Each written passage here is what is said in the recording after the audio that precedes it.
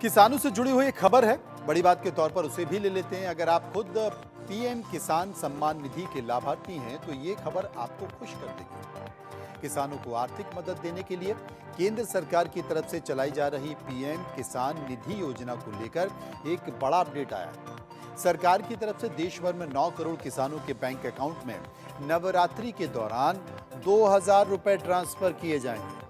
यानी कि सरकार की तरफ से प्रधानमंत्री किसान निधि की 18वीं किस्त जारी करने की तारीख का ऐलान कर दिया गया है। पीएम किसान सम्मान निधि की वेबसाइट के अनुसार प्रधानमंत्री नरेंद्र मोदी आने वाली 5 अक्टूबर को किसानों के लिए 18वीं किस्त का पैसा जारी करेंगे। इस योजना के तहत केंद्र सरकार की तरफ से देश के गरीब किसानों को सालाना 6000 रुपए की आर्थिक मदद की जाती है। इस पैसे को डीबीटी के जरिए उनके बैंक अकाउंट में सीधे ट्रांसफर किया जाता है। ये किस्त 2-2 हजार रुपए की 3 किस्तों में किसानों को दी जाती है। और आपको ये भी बता दें कि सरकार की तरफ से साल 2019 में प्रधानमंत्री किसान सम्मान निधि योजना शुरू गई है। वहीं पीएम किसान सभी लाभार्थियों के लिए ई-केवाईसी करना जरूरी होता है। ऐसे लोग ये जो कि इस योजना का लाभ उठाते हैं, पीएम किसान योजना के लिए ई-केवाईसी नहीं होगा, उन्हें योजना का फायदा नहीं मिल पाएगा, उनको परेशानी आएगी। आप पीएम किसान पोर्टल का अगर आप उस पर जाते हैं, उस पोर्टल पर जाते हैं, उसको विजिट करते हैं तो अपने मोबाइल नंबर और आधार कार्ड के जरिए ओटीपी की मदद से ई-केवाईसी पूरा कर सकते हैं। अगर ऐसा नहीं करेंगे तो आप नज़दीकी कॉमन सर्विसेज सेंटर पर भी जाकर ई-केवाईसी का पूरा काम कर सकते हैं। प्रधानमंत्री किसान निधि योजना का पूरा सिस्टम सरकार और किसान के बीच होता है और इसमें सरकार फंड को रिलीज करने के बाद सीधे किसान के खाते में बैंकों के जरिए ट्रांसफर करती है। इससे भ्रष्टाचार पर लगाम लगाने में मदद मिलती है। इसके पहले सरकार की तरफ से योजना की 17वीं किस्त को जुलाई के महीने में जारी किया था और कई राज्य सरकारों ने किसान सम्मान निधि के साथ साथ जितनी राशि केंद्र से दी जाती है उतनी राशि राज्यों से भी किसानों को खाते में ट्रांसफर की जाती है। सहारा समूह की जो बचत योजनाओं में पैसा फंसा चुके निवेशक हैं, वो सालों से मरहम का इंतजार कर रहे हैं, अपने पैसे का इंतजार कर रहे हैं। और इस मामले में इंतजार को लेकर एक अच्छी खबर आई है, गुड न्यूज़ आई है उन निवेशकों के लिए। इस मामले में केंद्र सरकार ने बड़ा फैसला लिया है। दरअसल सरकार ने रिफंड अमाउंट की लिमिट को 10,000 से बढ़ाकर 50,000 रुपये कर दिया है।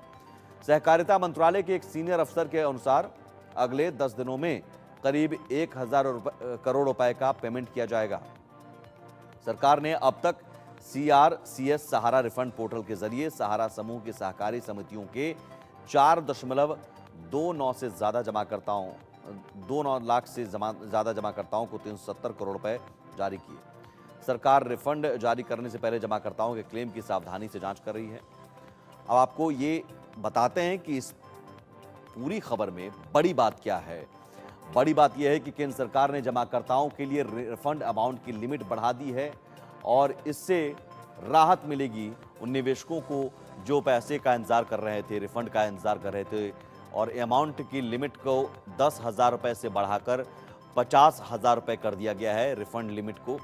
यानी अब उनको ज़्यादा रिफंड मिलेगा। CRCS सहारा रिफंड पोर्टल के ज़रिए रिफंड के लिए वो क्लेम कर सकते हैं। और केंद्र सरकार ने जमाकर्ताओं के लिए ये रिफंड अमाउंट की लिमिट बढ़ा दी है, जिससे उनकी रकम जो है, जो फंसी हुई थी, निवेशकों का पैसा फंसा हुआ था, वो उन्हें मिल सकेगा ज़्यादा अमाउंट में।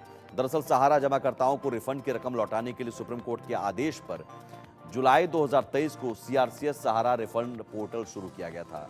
सुप्रीम कोर्ट के 29 मार्च 2023 के आदेश के तहत मई 2023 को सेबी सहारा रिफंड खाते से 5,000 करोड़ रुपए की रकम CRCS यानी केंद्रीय सहकारी समितियों के रजिस्ट्रार को ट्रांसफर कर दी गई थी।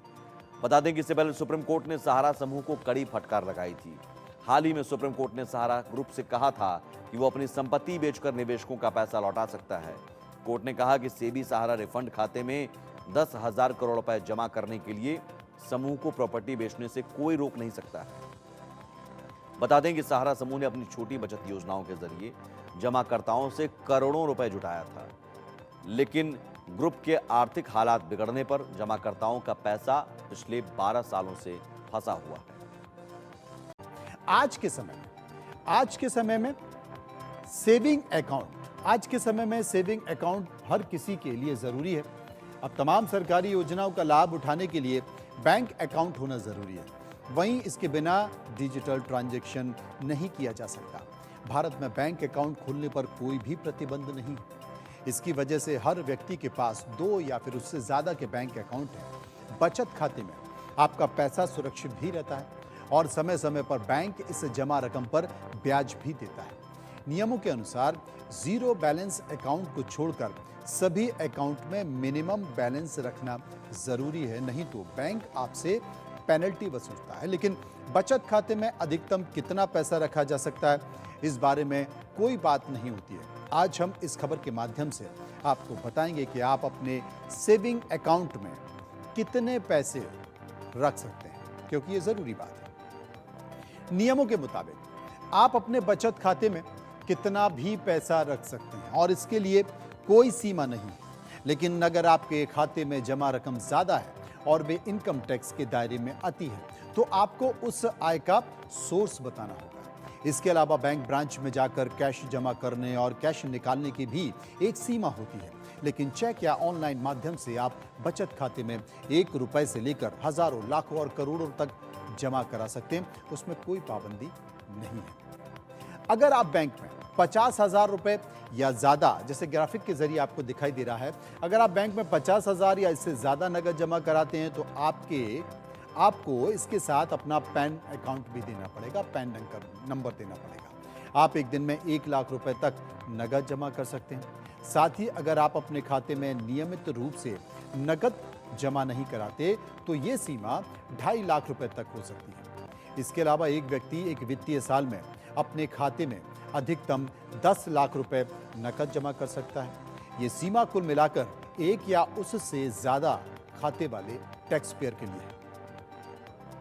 वहीं अगर कोई व्यक्ति एक वित्तीय वर्ष में 10 लाख रुपए से ज्यादा नकद जमा कराता है तो बैंक को इसकी जानकारी आयकर विभाग को देनी होती है। ऐसे में व्यक्ति को इस इनकम का सोर्स भी बताना होता है।